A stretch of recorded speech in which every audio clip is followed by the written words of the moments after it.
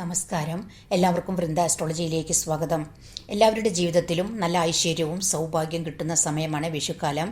April 14 തിങ്കളാഴ്ച പുലർച്ചെ 3:21 ചോതി നക്ഷത്രത്തിലാണ് മേടരവി സംക്രമം നടക്കുന്നത്. സൂര്യൻ ഉച്ചരാശിയായ മേടൻ രാശിയിലേക്ക് സംക്രമിക്കുന്ന സമയമാണ് വിഷുവായിട്ട് കണക്കാക്കുന്നത്.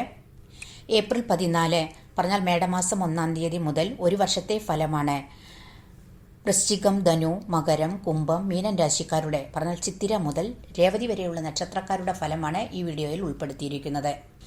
വൃശ്ചികൻ രാശി വിശാഖം, കാൽ, അനിഴം, തൃക്കേട്ട ചേരുന്ന നക്ഷത്രക്കാർക്ക് വിഷുഫലം നിങ്ങൾക്ക് നല്ലതാണ്. നേട്ടങ്ങളും ലാഭവും വർദ്ധിക്കും. ശനിദോഷമില്ല. അതുകൊണ്ട് തന്നെ എല്ലാവിധ സാമ്പത്തിക നേട്ടങ്ങളും ഐശ്വര്യവും വർദ്ധിക്കും. മെയ് 14 വ്യാഴ നിങ്ങളുടെ 8-ാം ഭാവത്തിലേക്ക് രാശി മാറും. അപ്പോൾ തൊട്ട് വ്യാഴത്തിന്റെ ഗുണദോഷ സമ്മിശ്ര ഫലമാണ് കിട്ടുക. ജോലി മാറുമ്പോൾ അതുപോലെ എന്തെങ്കിലുമൊക്കെ പുതിയത് തുടങ്ങുമ്പോഴൊക്കെ ഒന്ന് നിങ്ങൾ ശ്രദ്ധിക്കണം. ആരോഗ്യം ശ്രദ്ധിക്കണം. അതുപോലെ വിദ്യാർത്ഥികൾക്ക് പഠനത്തിൽ ഏറ്റവും നല്ലതായിരിക്കും. മറ്റെല്ലാ മേഖലയിലുള്ളവർക്കും വരുമാനവും ലാഭവും വർദ്ധിക്കും.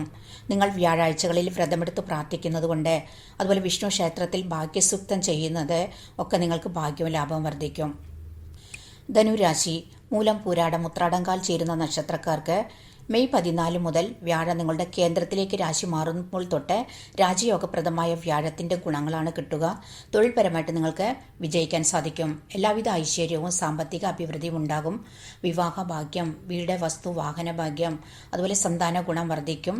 മുടങ്ങിയ കാര്യങ്ങളൊക്കെ നിങ്ങളുടെ ശരിയായി തുടങ്ങും. മറ്റുള്ളവരുടെ സഹായ സഹകരണം കിട്ടാൻ തുടങ്ങും. ചെയ്യുന്ന കാര്യങ്ങളിലൊക്കെ വിജയിക്കാൻ പറ്റും.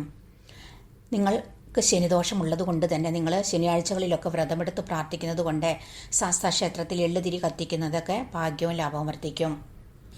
മകരൻ രാശി ഉത്രാടം, മുക്കാൽ, തിരുവോണം, അവിട്ടം ആദ്യ പകുതി ചേരുന്ന നക്ഷത്രക്കാർക്ക് വിഷുഫലം സാമ്പത്തിക നേട്ടങ്ങൾ വർദ്ധിക്കും. ബിസിനസ് പരമായിട്ട് അഭിവൃദ്ധി ഉണ്ടാകും.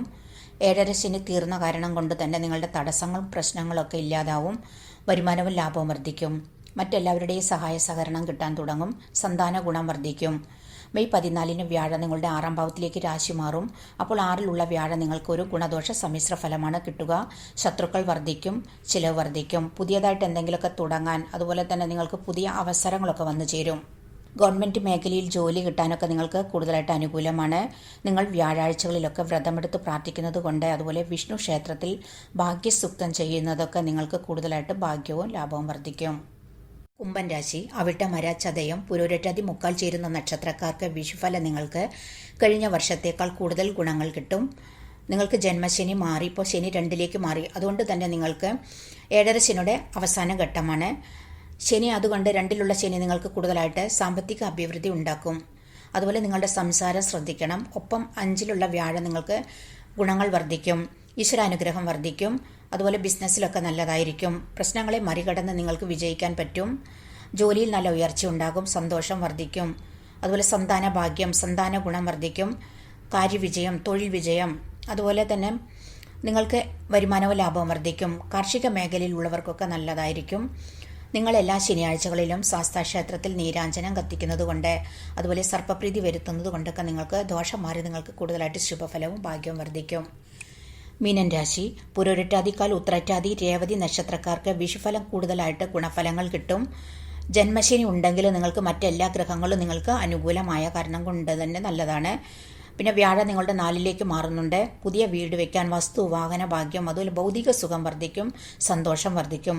യാത്രകൾ, ദൂരയാത്രകളൊക്കെ ചെയ്യാൻ നിങ്ങൾക്ക് സാധിക്കും. ആരോഗ്യകാര്യത്തിൽ ശ്രദ്ധിക്കണം. അതുപോലെ വാഹനങ്ങളൊക്കെ നിങ്ങൾ സൂക്ഷിച്ച് ഉപയോഗിക്കണം. നിങ്ങൾ എല്ലാ ശനിയാഴ്ചകളിലും വ്രതമെടുത്ത് പ്രാർത്ഥിക്കുന്നത് കൊണ്ട് അതുപോലെ ശാസ്താക്ഷേത്രത്തിൽ നിങ്ങൾ എള്ളുതിരി കത്തിക്കുന്നത്, സർപ്പപ്രീതി വരുത്തുന്നതൊക്കെ നിങ്ങൾക്ക് കൂടുതലായിട്ട് ഭാഗ്യവും ലാഭവും വർദ്ധിക്കും.